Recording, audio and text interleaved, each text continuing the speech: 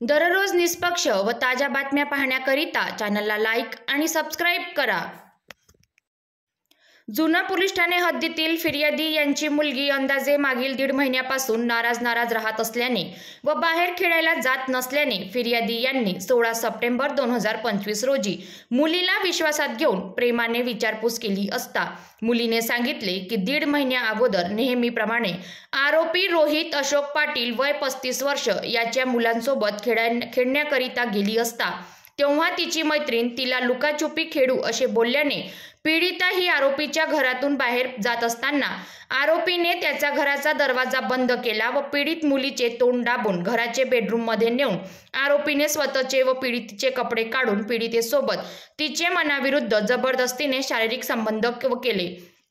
व कोणालाही काही सांगू नको अशी धमकी दिली। पीडित मुलीने आपल्या आईला सर्व घटना आज सांगितल्यावरून